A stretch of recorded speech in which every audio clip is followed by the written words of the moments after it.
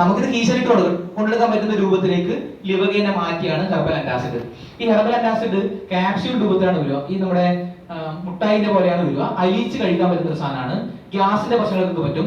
ഇനി ലിവഗെയിൻ സിറപ്പ് നമുക്ക് immediate result ആണ് തരുന്നതെങ്കിൽ പരിപൂർണമായ റിസൾട്ട് ലിവഗെയിൻ സിറപ്പിനോട് കിട്ടൂല എന്ന് പറഞ്ഞില്ലേ, സ്പോട്ടിൽ റിസൾട്ട് കിട്ടും അല്ലെ. പക്ഷെ ഇത് സ്പോട്ട് റിസൾട്ടിനും സഹായിക്കും, പരിപൂർണമായ റിസൾട്ടിനും സഹായിക്കും. കാരണം നല്ല ഡോസേജിലാണ് ഈ സാധനം വന്നിരിക്കുന്നത്. അതുകൊണ്ട് ഗ്യാസിന്റെ പ്രശ്നങ്ങൾക്ക് പരിപൂർണ്ണമായിട്ട് മാറ്റിയെടുക്കാൻ വേണ്ടി ഹെർബൽ ആന്റാസിഡ് സഹായിക്കും. ഇതിൽ 3 കുപ്പി ഉണ്ടാവും, 3 ബോട്ടിൽ ഉണ്ടാവും പ്ലാസ്റ്റിക്കിന്റെ. ഓരോ ബോട്ടിലും 10 വീതം എന്തുണ്ടാവും, ക്യാപ്സ്യൂൾ ഉണ്ടാവും. 30 ക്യാപ്സ്യൂൾ ഉണ്ടാവും. ഈ സാധനം ഇതുപോലത്തെ കുപ്പി ഉണ്ടാവും. ഈ സൈഡിൽ ഇതുപോലെ 3 എണ്ണം ഉണ്ടാവും, ഈ 10 എണ്ണം ഉണ്ടാവും. അങ്ങനെ 30 സാധനം ഉണ്ടാവും. ഇത് ഒരെണ്ണം എടുത്തിട്ട് ചുമ്മാ ആയിട്ട് ഇങ്ങനെ അലിയിച്ച് നടന്നാൽ ചില ഡ്രൈവർമാർക്കെല്ലാം പറയും ഭയങ്കര കറക്റ്റ് ഭക്ഷണം കഴിക്കാത്ത ഗ്യാസിന്റെ പ്രശ്നമുണ്ട്. അവര് ബസ് ഓടിക്കുന്ന സമയത്ത് ലിവഗെയിൻ എടുത്തിട്ട് സ്പൂണാക്കി കുടിക്കാൻ പറ്റുമോ? പക്ഷെ ആ സമയത്ത് കീശേരി സാധനം എടുത്തിട്ട് ഒരു മുട്ടായിട്ട് വാരി തിന്നൂടെ? അത് കൊണ്ടുപോകാനും ക്യാരി ചെയ്യാനും കൺസപ്ഷനൊക്കെ വളരെ എളുപ്പമാക്കി മാറ്റിയാണ് ഈ സാധനം. പിന്നെ അതിന് ലിവഗെയിന്റെ സിറപ്പിനെക്കാളും കുറച്ചും കൂടെ ഡോസേജ് കൂടുതലുണ്ട്. അത് പരിപൂർണ്ണമായിട്ട് മാറ്റിയെടുക്കാനും കൂടെ ഈ സാധനം പറ്റുന്നുണ്ട്.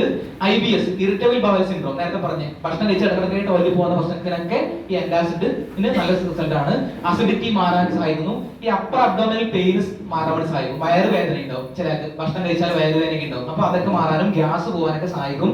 പിന്നെ സ്റ്റൊമക് ആസിഡിന്റെ ബാക്ക് ഫ്ലോ, ചിലർക്ക് ഈ നെഞ്ചരിച്ചിൽ എന്ന് പറയും. ഈ ഇവിടെയുള്ള ആസിഡ് പുറത്തോട്ട് ഇങ്ങനെ വന്നു കഴിഞ്ഞാൽ ഇങ്ങനെ കത്തുന്ന പോലെ ഉണ്ടാവും. അത് തടയാനൊക്കെ, ബാക്ക് ഫ്ലോ തടയാനൊക്കെ എന്ത് സഹായിക്കും, ഈ ആന്റാസിഡ് സഹായിക്കും.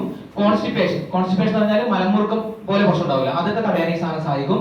കോളൻ ക്യാൻസർ, നമ്മുടെ മലാശയ ക്യാൻസർ ഉണ്ടാവില്ലേ അല്ലെ, ഈ മലാശയ ക്യാൻസർ തടയാനൊക്കെ ഏത് സഹായിക്കും. ഇതിന്റെ ചേരുവകൾ ഫലപ്രദമാണെന്ന് കണ്ടെത്തിയ ചേരുവകളാണ് ഇതിനകത്തുള്ളത്. അപ്പോൾ മലാശയ ക്യാൻസർ പോലെ പ്രശ്നമുള്ളവർക്ക് നമുക്ക് കൊടുക്കാം. പക്ഷെ ഇത് കൊടുത്താലും മലാശയ ക്യാൻസർ പൂർണ്ണമായിട്ട് മാറുന്നു പറയരുത്.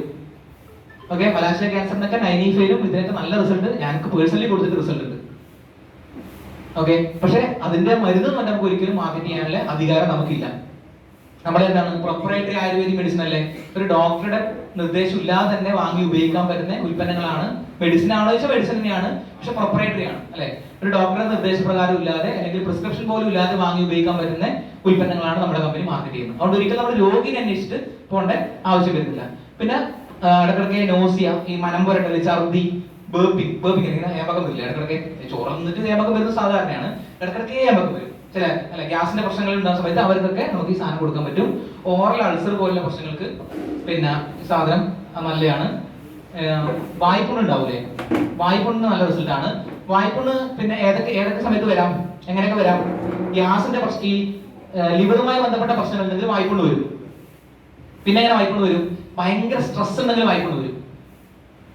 ഓക്കെ, പിന്നെ വൈറ്റമിൻ ഡെഫിഷ്യൻസി ഉണ്ടെങ്കിൽ വായ്പുണ്ണ് വരും. അപ്പൊ നിങ്ങൾ ഒരാൾക്ക് ഒരു പ്രൊഡക്റ്റ് കൊടുത്തിട്ട് പിന്നെ സ്പൈറലിനെയോ നൈലിഫോ കൊടുത്തിട്ട് വായ്പുണ്ണ് മാറുന്നില്ലെങ്കിൽ അവരെ ദഹനത്തിൽ പ്രശ്നം ഉണ്ടാവും, അല്ലെങ്കിൽ അവർ ഭയങ്കര സ്ട്രെസ് അനുഭവിക്കുന്ന ആളായിരിക്കും. അപ്പൊ അങ്ങനെയാണെങ്കിൽ വായ്പുണ്ണ് ഉണ്ടാവാൻ സാധിക്കും. ഇങ്ങനെ സാന്ദർഭികമായി പറഞ്ഞു മാത്രമേ ഉള്ളൂ. ഇനി വായ്പുണ്ണിനെ കൊണ്ട് മാറിയില്ല എന്ന് പറഞ്ഞാൽ ചിലപ്പോൾ അയാൾക്ക് ഭയങ്കര സ്ട്രെസ് ഉണ്ടാവും, അല്ലെങ്കിൽ അയാൾ ഡയജഷൻ ഒന്നും ശരി ഉണ്ടാവില്ല, അതുകൊണ്ടാവും. അല്ലെങ്കിൽ അവർക്ക് വൈറ്റമിൻ ഡെഫിഷ്യൻസി ഉണ്ടാവും, അങ്ങനെ നിങ്ങൾ സ്പൈറലിന് കൊടുത്ത വായ്പുണ്ണ് പോകും. ഓക്കെ, അപ്പോ ഇനി ഡോസേജ് പറയാം. ലോങ് ടേം അസിഡിറ്റി, കുറെ കാലമായിട്ടുള്ള അസിഡിറ്റി ആണെങ്കിൽ ഒരു പിന്നെ ടാബ്ലറ്റ് എടുക്കുക. അതിനുശേഷം അടുത്ത ഒരു മണിക്കൂർ കൂടെ കഴിഞ്ഞിട്ട് ഒരു ടാബ്ലറ്റ് കൂടെ എടുക്കുക. ഒരു ദിവസം മാക്സിമം 3 ടാബ്ലറ്റ് കഴിച്ചാൽ മതി.